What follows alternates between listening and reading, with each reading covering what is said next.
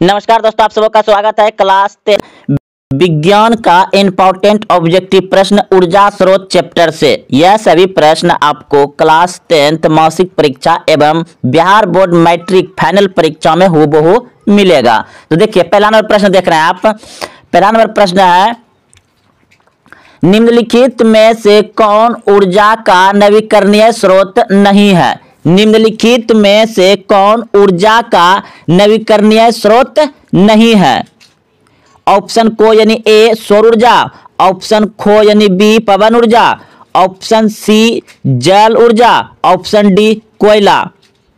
तो कोयला जो है आपका वो नवीकरणीय ऊर्जा स्रोत है, और ये जो सौर ऊर्जा आपका नवीकरणीय ऊर्जा स्रोत है, पवन ऊर्जा नवीकरणीय है, जल ऊर्जा नवीकरणीय है, कोयला जो है आपका वो नवीकरणीय ऊर्जा स्रोत है।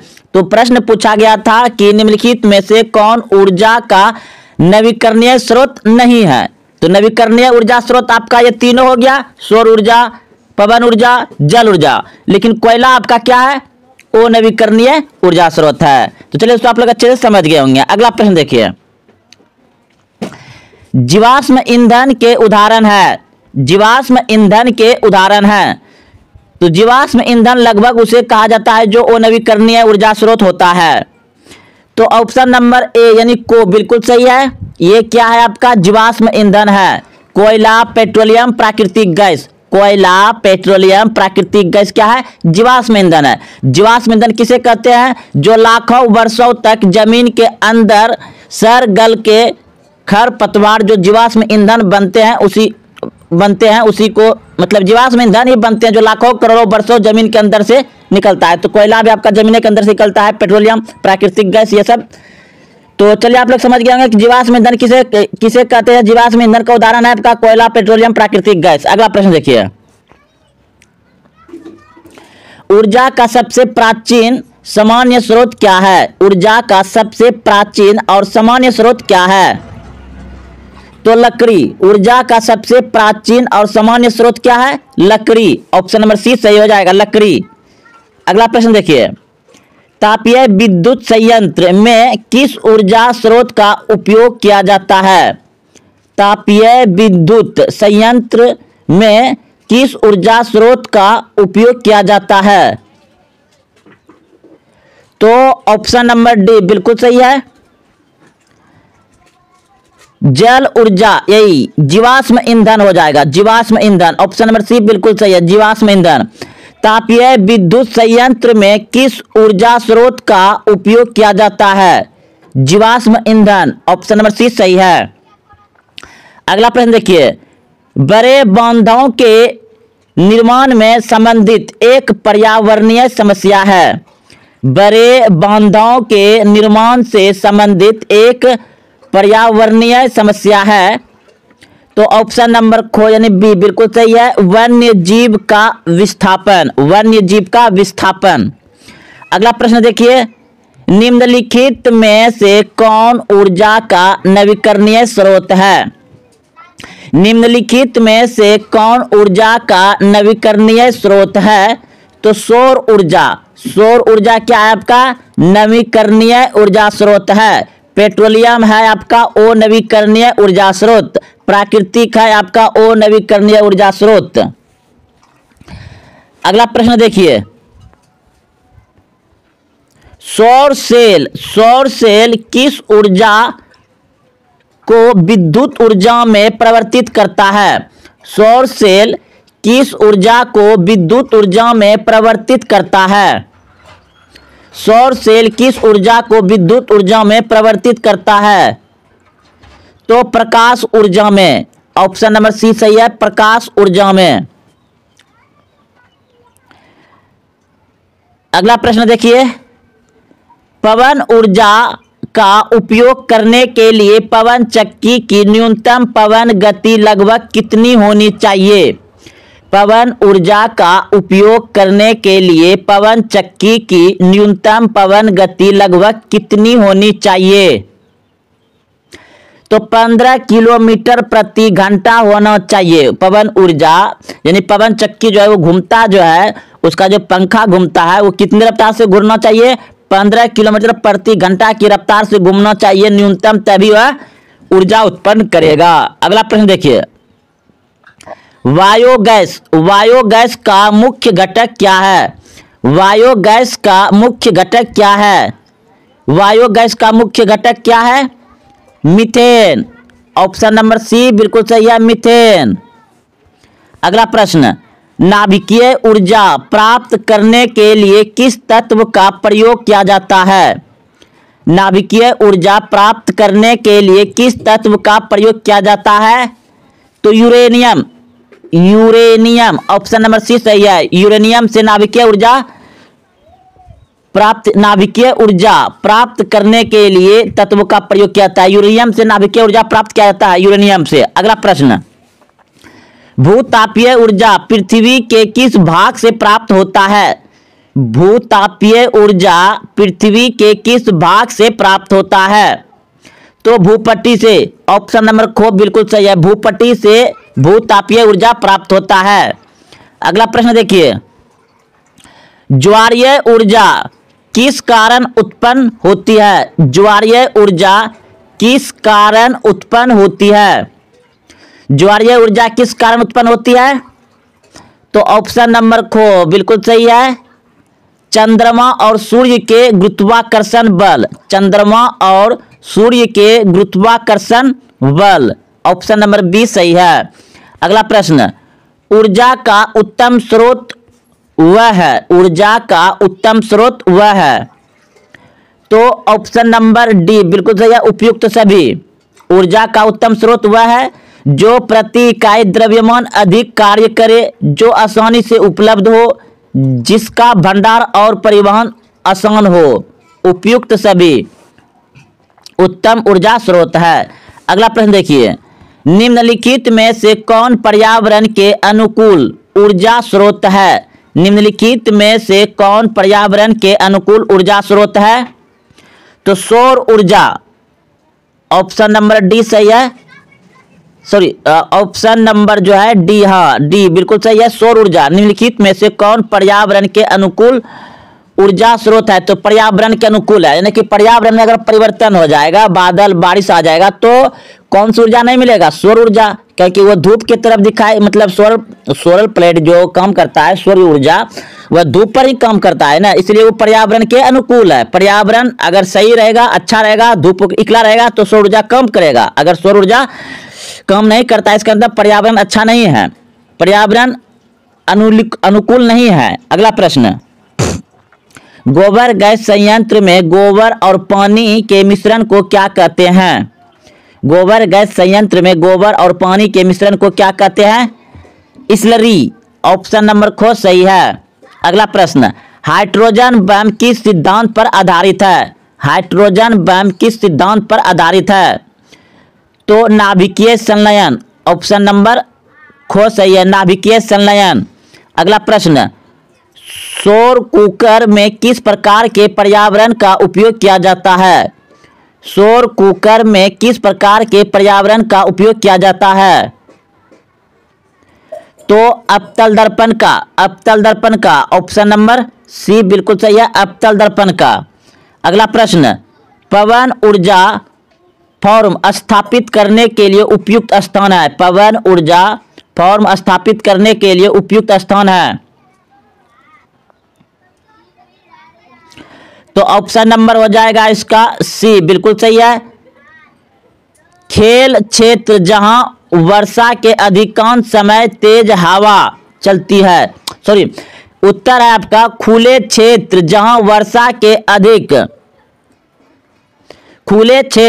वर्षा के अधिकांश समय तेज हवा चलती हो।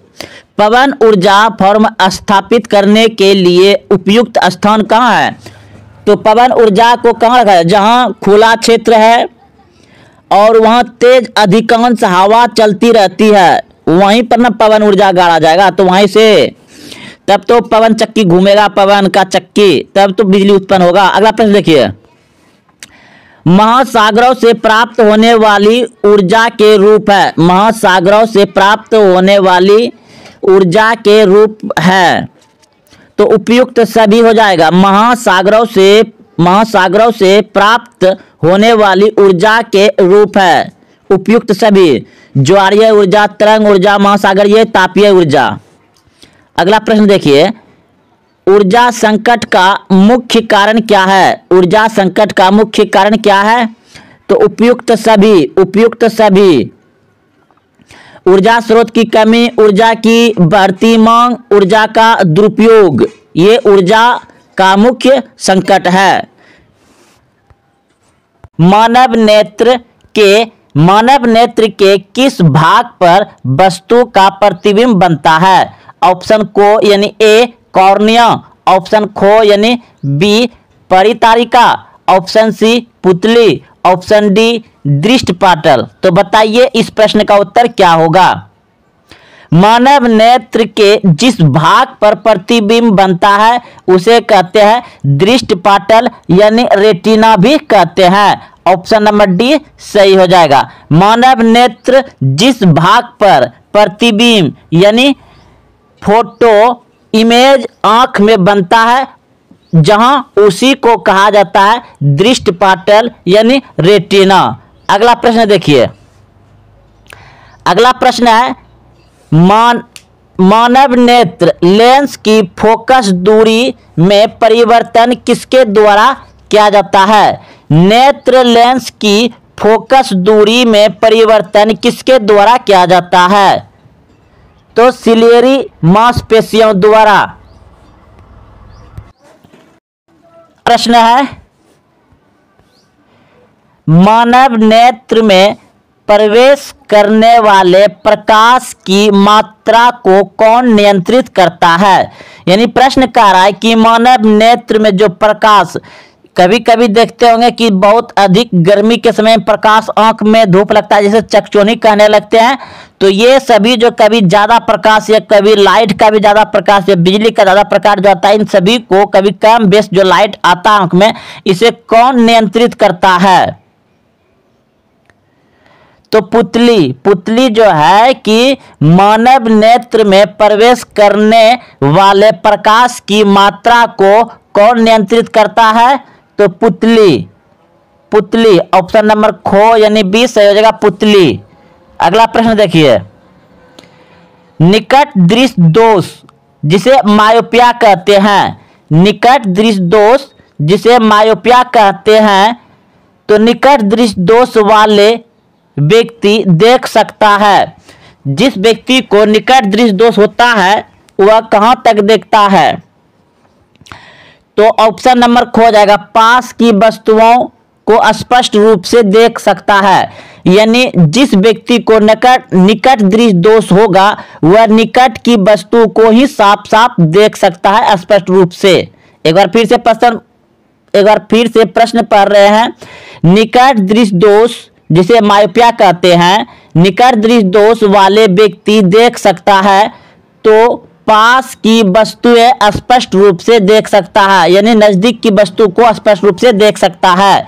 अगला प्रश्न देखिए, निकट दृष्टि दोष को दूर करने के लिए किस प्रकार का लेंस का प्रयोग किया जाता है? निकट दृष्टि दोष को ठीक करने के लिए किस प्रकार का लेंस का प्रयोग किया जाता है? तो निकट दृष्टि दोष को दूर करने के लिए अवतल लेंस, निकट दृष्टि दोष को दूर करने के लिए अवतल लेंस का प्रयोग किया जाता है, अवतल लेंस। अगला प्रश्न देखिए, दूर दृष्टि दोष वाला व्यक्ति देख सकता है, दूर दृष्टि दोष वाला व्यक्ति देख सकता है। तो जिस व्यक्ति को दूर दृष्टि दोष होगा वह दूर की वस्तु को ही साफ साफ देखेगा। निकट दृष्टि दोष वाले व्यक्ति निकट स्थित ही वस्तु को साफ साफ देख सकता है और दूर दृष्टि दोष वाले व्यक्ति दूर की वस्तुओं को ही स्पष्ट रूप से यानी साफ साफ देख सकता है। ऑप्शन खो सही है। अगला प्रश्न, दूर दृष्टि दोष को दूर करने के लिए किस प्रकार के लेंस का उपयोग किया जाता है?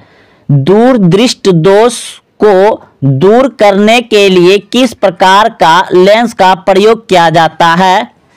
तो उत्तल लेंस, ऑप्शन नंबर खो सही है। उत्तल लेंस, उत्तल लेंस का प्रयोग क्या होता है? निकट दृश्य दोष को दूर करने के लिए अवतल लेंस और दूर दृश्य दोष को दूर करने के लिए उत्तल लेंस, यानी उसे ठीक करने के लिए। अगला प्रश्न देखिए, जरा दूरदर्शिता कहलाता है, जरा दूरदर्शिता कहलाता है। तो ऑप्शन नंबर सी बिल्कुल सही है। सिलियरी मांसपेशियों का कमजोर हो जाना, ऑप्शन नंबर सी सही है। अगला प्रश्न, मोतियाबिंद में क्या होता है? मोतियाबिंद में क्या होता है? मोतियाबिंद में क्या होता है? तो नेत्र लेंस धुंधला हो जाता है, नेत्र लेंस धुंधला हो जाता है। ऑप्शन नंबर को यानी ए सही है। मोतियाबिंद में क्या होता है? नेत्र लेंस धुंधला हो जाता है। ऑप्शन नंबर को सही है। श्वेत प्रकाश कितने रंगों से मिलकर बना होता है? श्वेत प्रकाश कितने रंगों से मिलकर बना होता है? तो 7 रंगों का, ऑप्शन नंबर सी सही है, 7 रंग। अगला प्रश्न देखिए, अगला प्रश्न है आपका, श्वेत प्रकाश का अपने अवयवी रंगों में विभाजित होना कहलाता है।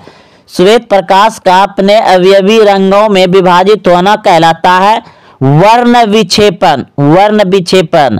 ऑप्शन नंबर सी सही है, वर्ण विक्षेपण ही कहलाता है। अगला प्रश्न, प्रिज्म से गुजरने पर श्वेत प्रकाश का कौन सा रंग सबसे अधिक विचलित होता है? प्रिज्म से गुजरने पर श्वेत प्रकाश का कौन सा रंग सबसे अधिक विचलित होता है? तो बैगनी, ऑप्शन नंबर खो बैगनी, ऑप्शन नंबर बी सही है, बैगनी। अगला प्रश्न, आकाश का रंग नीला दिखाई देने का कारण है? आकाश का रंग नीला दिखाई देने का कारण है। तो आकाश का रंग नीला दिखाई देने का कारण है प्रकाश का प्रकीर्णन, प्रकाश का प्रकीर्णन। ऑप्शन नंबर डी सही है, प्रकाश का प्रकीर्णन। ऑप्शन नंबर डी सही है, प्रकाश का प्रकीर्णन। अगला प्रश्न, खतरे के संकेत लाल रंग के क्यों बनाए जाते हैं? खतरे के संकेत लाल रंग के क्यों बनाए जाते हैं? तो ऑप्शन नंबर खो यानी बी बिल्कुल सही है। लाल रंग का प्रकीर्णन सबसे कम होता है, लाल रंग का प्रकीर्णन सबसे कम होता है इसलिए। अगला प्रश्न देखिए, सूर्य उदय और सूर्य अस्त के समय सूर्य लाल दिखाई देता है क्योंकि सूर्य उदय और सूर्य अस्त दोनों यानी कि सुबह टाइम और शाम टाइम सूर्य लाल क्यों दिखाई देता है? सूर्य उदय यानी सूर्य उगते समय और सूर्य अस्त यानी सूर्य डूबते समय सूर्य लाल दिखाई क्यों देता है? तो ऑप्शन नंबर खो बिल्कुल सही है। लाल रंग के अतिरिक्त अन्य रंग सभी रंग प्रकीर्णन हो जाते हैं। लाल रक्त के अतिरिक्त सभी रंग क्या होते हैं? प्रकीर्णन हो जाते हैं, इसलिए सभी रंग प्रकीर्णन के कारण।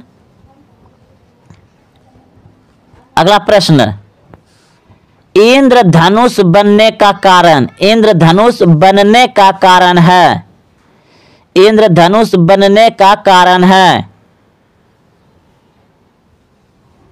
तो इंद्रधनुष बनने का कारण है अपवर्तन, परावर्तन और वर्ण विक्षेपण। अपवर्तन, परावर्तन और वर्ण विक्षेपण तीनों हो जाएगा। इंद्रधनुष बनने का कारण है अपवर्तन, परावर्तन और वर्ण विक्षेपण तीनों। अगला प्रश्न देखिए, किसी कोलाइड विलयन में निलंबित कणों से प्रकाश का टकराकर फैलना कहलाता है।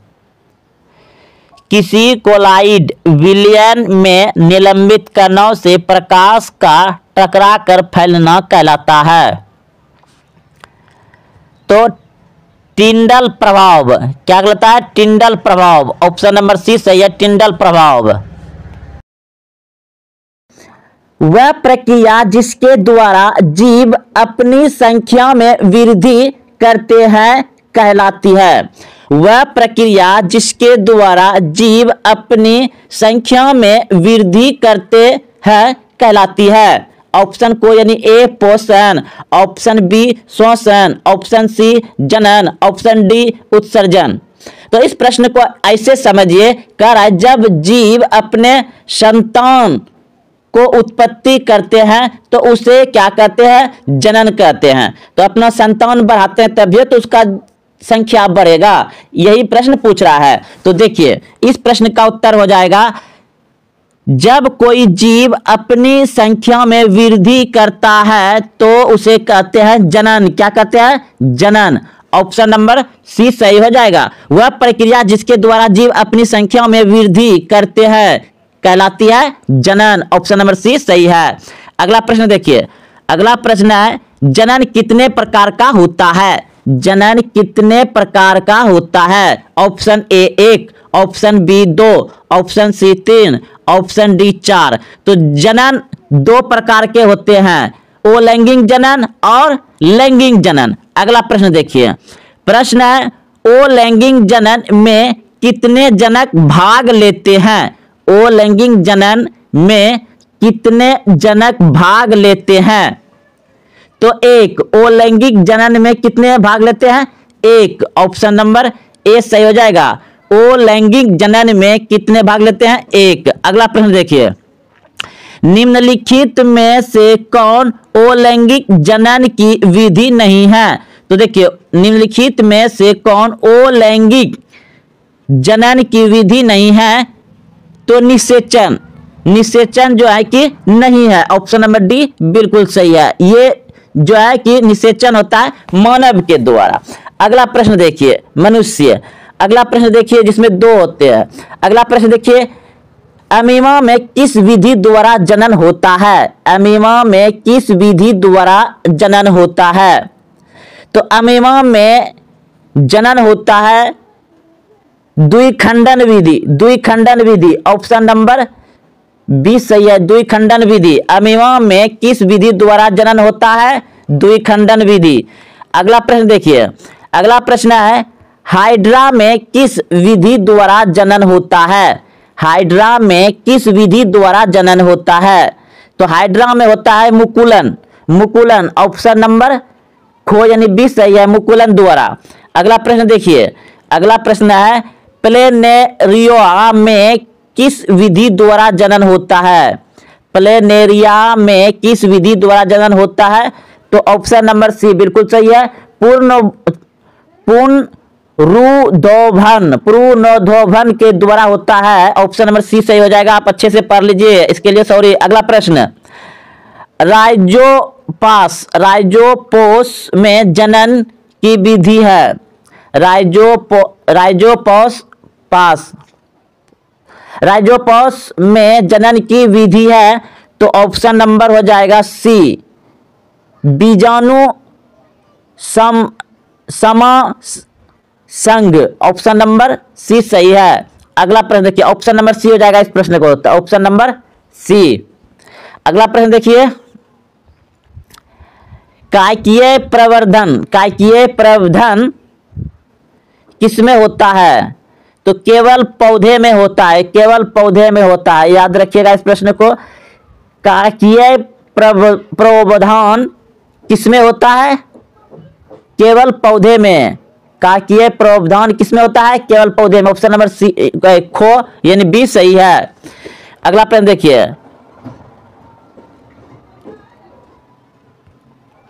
कलम लगाना किस प्रकार का जनन है?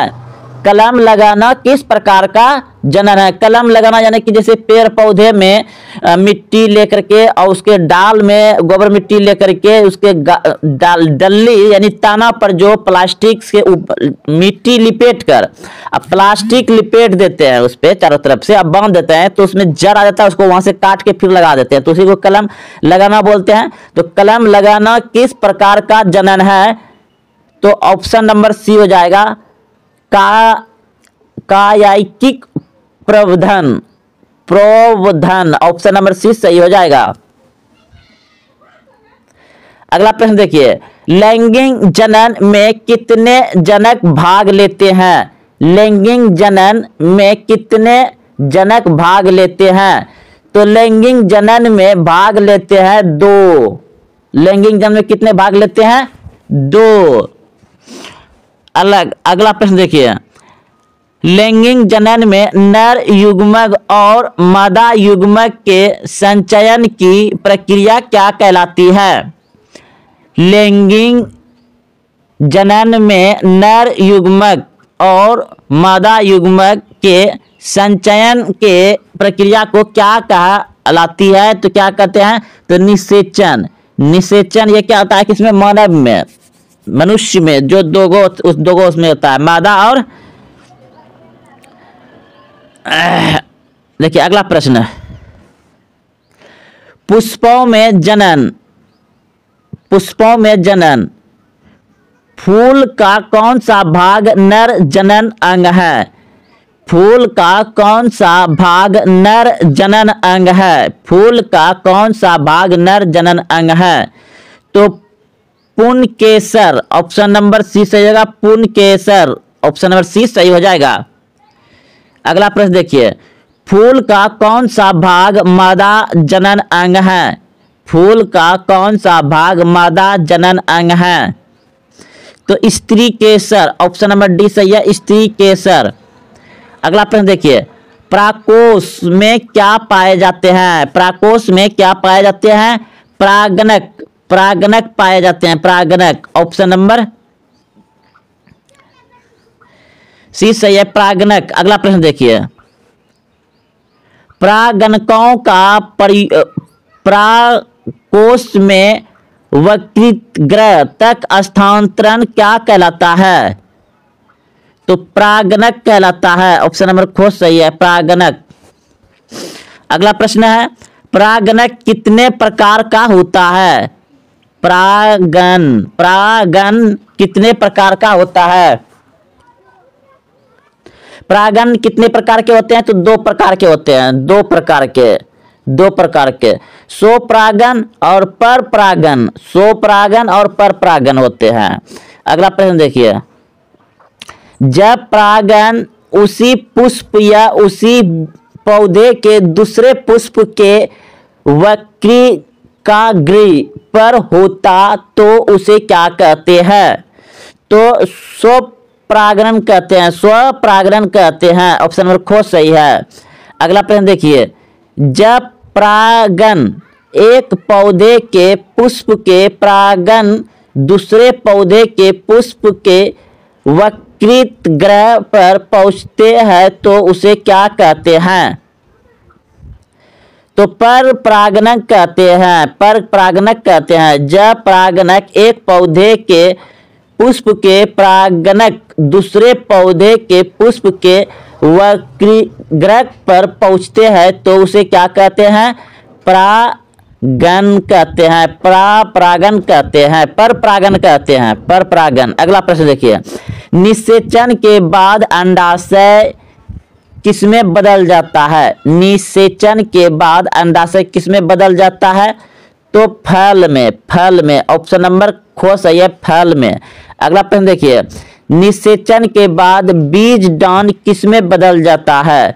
निषेचन के बाद बीज दान किसमें बदल जाता है? तो बीज में, बीज में, ऑप्शन नंबर क सही है, बीज में। अगला प्रश्न देखिए, मानव में किस प्रकार का जनन होता है? मानव में किस प्रकार का जनन होता है? तो मानव में जनन होता है लैंगिक जनन, लैंगिक जनन, ऑप्शन नंबर ख सही है, लैंगिक जनन। अगला प्रश्न देखिए, नर जनन तंत्र का मुख्य अंग कौन सा है? नर जनन तंत्र का मुख्य अंग कौन सा है? तो ऑप्शन ए वृषण, ऑप्शन नंबर ए वृषण। अगला प्रश्न देखिए, मादा जनन तंत्र का मुख्य अंग कौन सा है? मादा जनन तंत्र का मुख्य अंग कौन सा है? तो अंडाशय, ऑप्शन नंबर खो यानी बी सही है। मादा जनन तंत्र का मुख्य अंग कौन सा है? अंडाशय। अगला प्रश्न देखिए, नर युग्मक कहलाता है, नर युग्मक कहलाता है शुक्राणु, शुक्राणु, शुक्राणु, ऑप्शन नंबर खो सही है, शुक्राणु। अगला प्रश्न देखिए, मादा युग्म कहलाता है, मादा युग्मक कहलाता है, तो मादा युग्मक कहलाता है अंडाणु, मादा युग्मक कहलाता है अंडाणु, ऑप्शन नंबर सी सही है, अंडाणु। अगला प्रश्न देखिए, शुक्राणु और अंडाणु का निषेचन कहाँ होता है? शुक्राणु और अंडाणु का निषेचन कहाँ होता है? तो ऑप्शन नंबर हो जाएगा सी, फेलोपियन ट्यूब में, फेलोपियन ट्यूब में, फेलोपियन ट्यूब में, ऑप्शन नंबर सी सही है। अगला प्रश्न देखिए, निषेचन के बाद बनने वाली संरचना क्या कहलाती है? निषेचन के बाद बनने वाली संरचना क्या कहलाती है? युग्मज, ऑप्शन नंबर सी सही है, युग्मज कहलाते हैं, युग्मज, युग्मनज, युग्मनज। अगला प्रश्न देखिए, भ्रूण का विकास कहाँ होता है? भ्रूण का विकास कहाँ होता है? भ्रूण का विकास कहाँ होता है? तो ऑप्शन सी गर्भाशय, ऑप्शन सी सही है। अगला प्रश्न देखिए, गर्भ अवस्था की अवधि लगभग कितने दिन होती है? गर्भ अवस्था की अवधि लगभग कितने दिन होती है? तो 280 दिन, 280 दिन, ऑप्शन नंबर खो सही है, 280 दिन। अगला प्रश्न देखिए, किशोरा अवस्था और यौन अवस्था, किशोरा अवस्था में होने वाले शारीरिक परिवर्तन का कारण है? किशोरावस्था में होने वाले शारीरिक परिवर्तन का कारण है केवल हार्मोन, केवल हार्मोन, ऑप्शन नंबर को सही है, केवल हार्मोन। अगला प्रश्न देखिए, पुरुषों में यौवन आरंभ के दौरान निकलने वाला हार्मोन, पुरुषों में पुरुषों में यौवन आरंभ के दौरान निकलने वाला हार्मोन टेस्टोस्टेरोन होता है, टेस्टोस्टेरोन होता है, ऑप्शन नंबर सी हो जाएगा। अगला प्रश्न देखिए, महिलाओं में यौवन आरंभ के दौरान निकलने वाला हार्मोन एस्ट्रोजन होता है, ऑप्शन नंबर सी बिल्कुल सही है, एस्ट्रोजन। अगला प्रश्न देखिए, जनसंख्या नियंत्रण के लिए उपयोग की जाने वाली विधियां हैं, जनसंख्या नियंत्रण के लिए उपयोग की जाने वाली विधियां हैं उपयुक्त सभी, उपयुक्त सभी, ऑप्शन नंबर डी सही है, उपयुक्त सभी। गर्भ निरोधक गोलियां, शिक्षा, जागरूकता, उपयुक्त सभी, ऑप्शन नंबर डी सही है। अगला प्रश्न है, निम्नलिखित में से कौन गर्भ निरोधक की यांत्रिक विधि है? कौन निम्नलिखित में से गर्भ निरोधक की यांत्रिक विधियां हैं? तो ऑप्शन नंबर खो बिल्कुल सही जाएगा, कंडोम।